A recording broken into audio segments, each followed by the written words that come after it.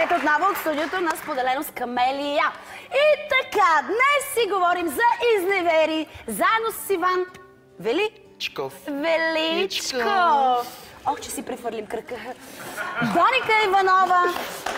Доника е правилното име. Нека всички зрители да знаят, защото момичето леко се засегна, че аз казах друго име, но е Доника.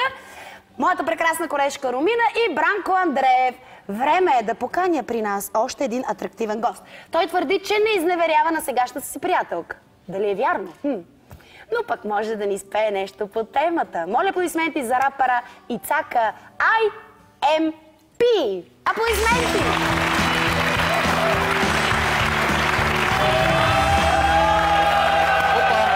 Дръж! Рапърчета, здрасти! Здрасти! Рапърчето излезе с малко бал. Кепи десно! Надявам се. Ти пак ще се разпадаш, моето студио! Ами как да не се разпадна в твоето присъствие, Камил? Чакайте, опа! Виждаш сега как започвам. Аз забравих, че съм с очила. На вас много ще ви отиди очила с целият... Да, за целият червен така туалет. Как беше? IMP. Ицака ще е много по-лесно. Ицака. Ицака. Ще е най-лесно да ми викаш. Кой те цака, бе, Ицака? Никой не ме е цакал и все още никой не ме е предцакал. Опа! В любовните отношения имам предвид. С това мога да кажа, че се гордея. Имам много дългогодишна връзка до момента. 8 години съм с едно момиче. 8 години в Да, 8 години и не съм изневерял. Боже! Ще се прекръстиш ли пак? С прекъсване вече не става, не знам какво трябва да направя. Може да стане и да изляза. И това е наистина, самата истина. Значи аз съм за изневярата, но когато човек почувства, че трябва да го направи. Тоест, ако в едни отношения получаваш това, което искаш и същевременно даваш това, което се иска, няма място да се изневерява. Защо се изневеряват хората? Има ли някой да го прави просто е така от глупост? Да, има спортисти. Секс спортисти има 100%. Аз го поздравявам него. Ево да му правя. Поздрави ми го, Фрими, моля ти се. Дай някакви рими за това. Ти си...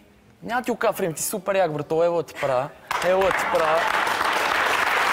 Защото... Лека с мускула, не спукаме панелката си. Той си е намерил това само вътрешната природа, следва си. Той е ловец мъжа, знаете.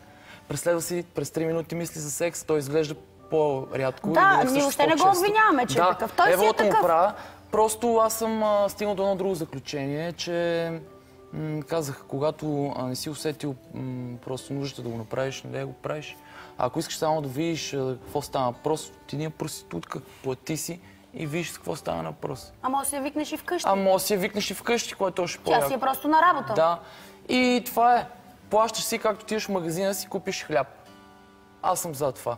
Щом искаш да видиш нещо различно, да бръкнеш някъде на друго място, в някое друго... Ще хода, аз става фурна хлеб да си поръчам. Да си опечеш хлебчето на друга фурна. Ама такова хлебче. Хлеб уж не ям, ама така питка би попитала, да не знам сега. Да, той има и наденички. Наденички ли има? Да. Опа! Ще замесиме нещо. Ако чувстваш необходимост, действай. Как се казва твоята приятел? Поздравим, че има такъв... Аре Мацко, където я си поздравявам, не да ти кажа името. Браво! Имаш готин човек за себе си.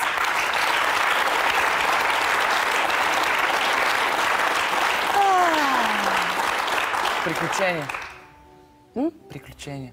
Приключения много? Да. Днеска се обогатих. Има човек винаги какво да научи. Абсолютно. И от по-млади, и от по-опитни. Дори на тези години. Дори на тези години. Дори на тези, да, аз съм на 140. Дори на тези има какво научи човек. Не мислите ли, че човек така, докато е по-младичък, е по-склонен да изневерява, а когато вече го позачука така животеца, малко по-се кротва? 100%. Рано или късно ще ти писне. Ти кога ще се кротнеш? Това е много скъп въпрос. Много скъп? Много скъп въпрос. Не знам. Айде ще те поканя след 2-3 години пак да ми кажеш на какво да реджеш. След 2-3 години ще е скоро. Може би след 6-7. След 6-7? Да. Минимум. Ще помадрееш ли тогава? Надявам се. Пак се кръсти. Надявам се. Ти ту наляво, ту надесно, тук. Не, надясно не съм. Добре. Само да не объркаме. И какво сега? За младите. Така ли е? Младите по-склонни ли са да изневеряват? Не, по-скоро нека го правят докато са млади, а не след това вече с деца и семейство сериозни. нека се наживеят, нека се нагледат, не играят или там каквото ще да правят.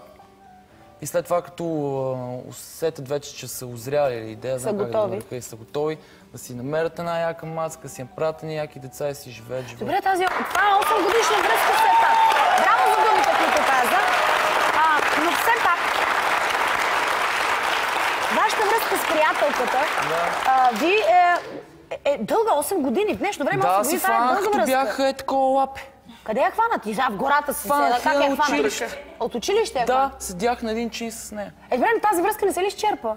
Не си ли омръзнахте? Не си ли писнахте? А ако го имаш тук, няма да ти омръзне. Аз конкретно ме интересува връзката вашата. Не, просто трябва да държиш интерес на този човек по някакъв начин.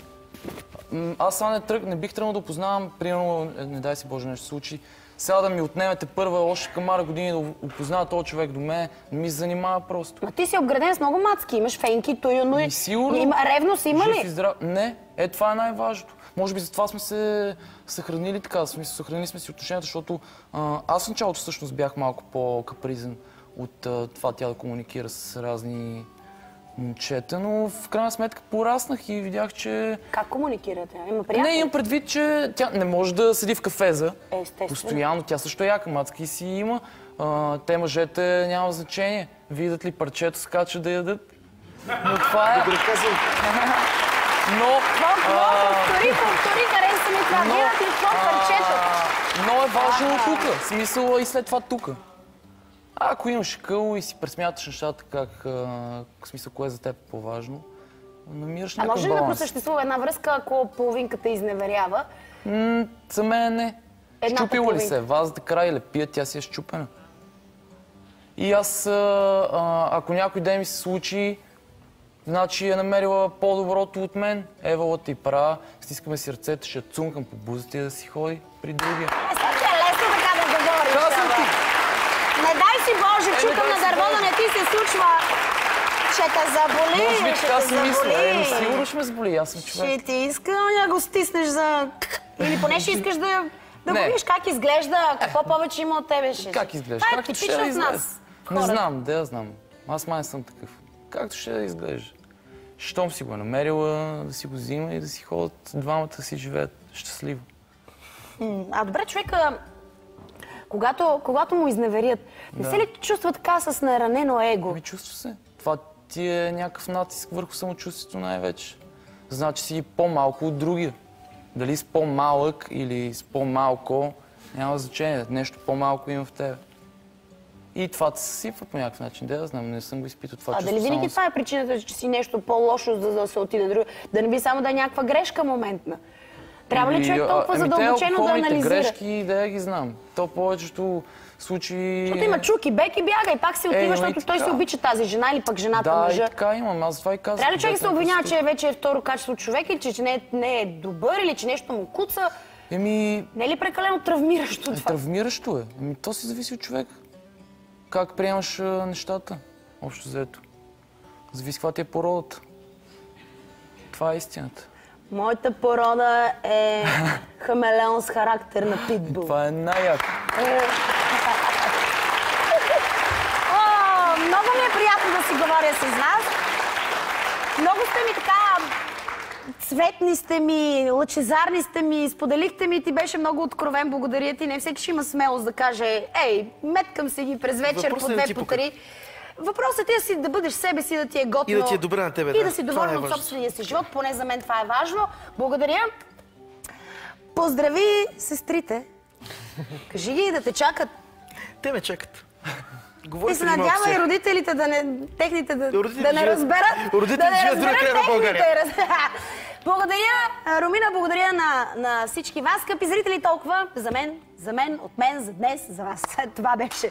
Аз не съм ревнива, но пък и вие не ми давайте поводи. Не ме карате да се чувствам така. Не ми изневерявайте и следващата седмица и бъдете с мен всеки деличен ден от 16:30 по TV7. Хубав уикенд. Чао!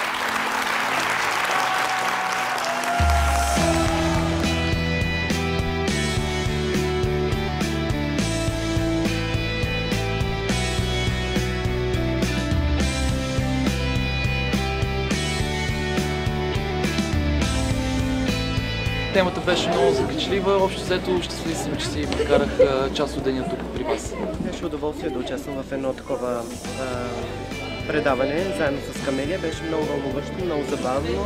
Другите гости бяха перфектни според мен. Всички бяхме подбрани, беше на ниво.